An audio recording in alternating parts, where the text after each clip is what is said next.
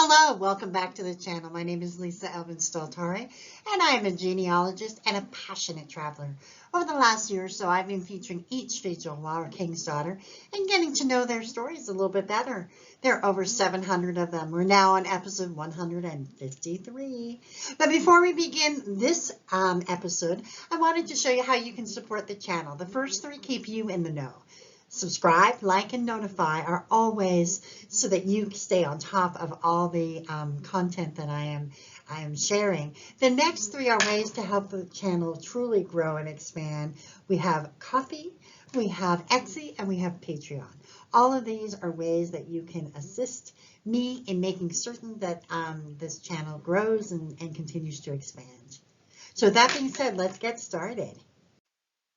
So we are now in episode 153. Eleanore Mouillard is a viewer request. She's also the great-grandmother of a genealogy colleague of mine who helped me out with some volunteer work. So this is for you as well. So with that being said, let's get to know Eleanore a little bit better. So she was born in 1656 in Paris, France. Her parents were André Mouillard and Sébastien. I don't have the last name for her mother. Ile de la Cité is an island in the River Seine in the center of Paris. In the 4th century, it was the site of the fortress of the Roman governor.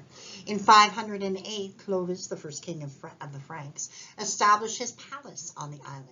In the 12th century, it became an important religious center, the home of Notre Dame Cathedral and the Royal Chapel of Sainte-Chapelle, as well as the city's first hospital, the Hôtel Dieu. It's also the site of the city's oldest surviving bridge, Le Pont Neuf. Sainte Croix de la Cité Church. She was born on the street of the Vieille Draperie in the parish of Sainte Croix. Her father was a master tailor. Sœur de Beauregard was his name. So you can kind of see this is an old map of the street where she was born. Obviously, the church no longer exists. And this is kind of like she was really born in the hub of Paris, if you will. Let's have a look at her journey. So we do not know if her parents were alive when she departed for New France, but we do know that she brought with her a dowry worth about 500 pounds. That tells me probably they had passed on by then, but I don't know. She sailed on the Jean-Baptiste on August 15, 1671 is when she arrived. So the groom that she selected and who selected her, his name was Bernard Chaplet, and he was born in 1646 in Lubersac in France. His parents were Louis Chaplet and Françoise Lazé. Now, the region that he was born is Nouvelle-Aquitaine. The department or county is Corrèze. There are 2,000 people who live there now. Lubersac comes from the word loup, perret, which means loup percé, translated to pierced wolf. There was a legend of a knight who killed a wolf with a blow of his sword to save his beloved. Don't you just love all these kind of stories? The church that he would have been baptized from the 13th century, Notre Dame, is the name of the church, and it still exists today. So just a very, very charming part of France. Now, Bernard is confirmed as being in New France in 1662, so it's possible that he arrived earlier than this. He would have either entered into either he was an engagé or he just kind of came aboard as a seaman. So we don't know the particulars. We do know that he was in France for at least 8 years, kind of making his fortune, so to speak. He would enter into a marriage contract with Jeanne Verbier, a Feijoa who we have not yet profiled. In 1670, he contracted that marriage, but the contract was canceled. So finally, on November 9, 1671, he finally is able to marry his, get his family started, and she had just arrived, a couple of months before. So Bernard and Eleanore were married in Quebec City. So the family would settle on Ile d'Orléans. Regular viewers to the channel know how often we've come back to this. I haven't been here in a few episodes. Ile d'Orléans is located in the St. Lawrence River, about 3 miles east of downtown Quebec City. The island was one of the very first parts of the province to be colonized by the French, and a large percentage of French Canadians can trace their ancestry to the early residents of the island. This island has been described as the microcosm of traditional Quebec and as the birthplace of Francophones in North America. Officials, it was actually named Grande Ile, Sainte Marie, Saint Laurent for certain periods, but they later changed the name to Ile d'Orléans in honor of the second son of King Francis, who was the Duke of Orleans. So, and that is how Ile d'Orléans got its name. And, you know, the soil is so fertile there.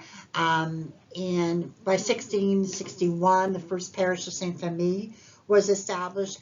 Later on, there would be 4 other parishes that were established, and another 2 afterwards. So there's a total of 6. And I want to just draw your attention to the top part. We have Saint Pierre, Saint Famille, Saint François, Saint Jean, Saint Laurent, Saint Petronille. So depending on where on the island your family is from is part of your, you know, ancestral root, if you will, because the churches, they each have their own church and that sort of thing. So you want to make sure you are familiar with the names of those towns and don't take them for granted. So if it's Saint Jean, it's not Saint Famille.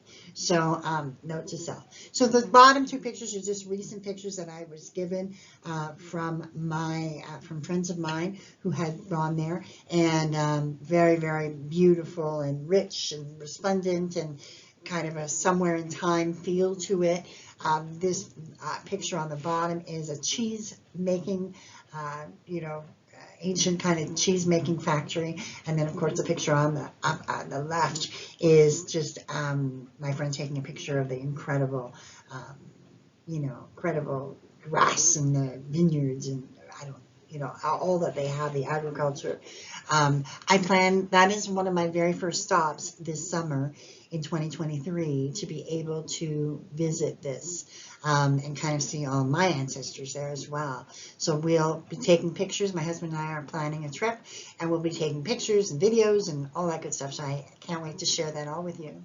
In 1681, we have the census of Bernard. And so we have Bernard and Eleanore. You can see there's a 10-year gap between, they have their children, Françoise, Louis, Catherine, Marie, Marc-Antoine, Pierre, 1 gun, 2 goats, and 6 arpents. So he has about 4 to 5 acres of land. They would go on to have an astonishing 13 children. Françoise would first marry Marc-Antoine Goblet and have 2 children, both of whom survived. She then married Jean-Baptiste Braconnier and had 4 children, all of whom survived. Joseph Louis married Anne Perrault and had 11 children, 6 of whom made it to adulthood. Anne's mother was Fille du Roi Marie Chrétien, who we will be profiling in a very near future. Catherine married Jacques Lebrun and had 4 children, 3 of whom survived. She then married Pierre Bruno and had 1 child who survived. Marc-Antoine married Geneviève Ayotte and had 1 child who survived before his untimely death at 27. Pierre married Marguerite David and had 4 children, 2 of whom made it to adulthood. Joseph married Anne Richard and had 2 children, neither of whom made it to adulthood. Anne's mother was a Fille du Roi, Marie-Madeleine Gragnon, who we will be featuring in the future. Marie-Anne died at 2 years of age. Claude Marguerite would marry Pierre Plot and have 4 children, all of whom would make it. Pierre Bernard, we do not have any more information of. Eleanore dite Marie married Joseph Chartrand and would have 6 children, all of whom would make it. Jacques would marry Marie-Suzanne Tellier and have 4 children, only 1 of whom would make it. Paul Etienne would die at 13, and as for Augustin, we have no more further information. Bernard would pass away first at the estimated age of 88, although it says 90 in the burial record. They would have been married, get this, 63 years. Just phenomenal. Eleanor would die at the age of 83, just remarkable.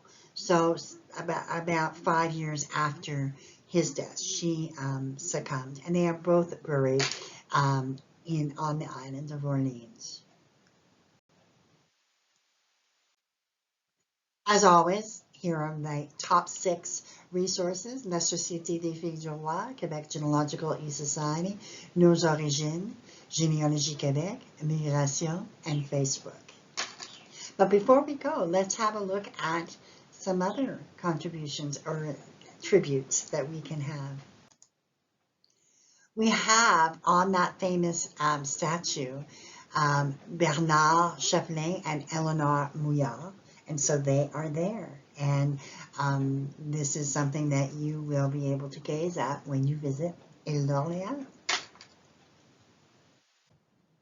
So Eleanor and Bernard would have had 63 years together. By 1729, they would have a wonderful 78 descendants to kind of continue the lineage. But you know, her life is just an amazing study of strength and truly dedication to both her family and to her husband, to have been married that long, to survive that long, to produce that many children. We want to give her full kudos, because I have rarely seen a marriage last that long. Granted, she was very young when they married, but they both sustained themselves. To honor her contribution, to honor her life, and the fact that she came at such a young age and proved to be a true success in terms of starting a family and making certain that that family line would continue to grow. And for that, we bless her memory, and we thank her for her contribution, and we honor her role as a founding mother of La Nouvelle France. And until I see you next on episode 154, au revoir.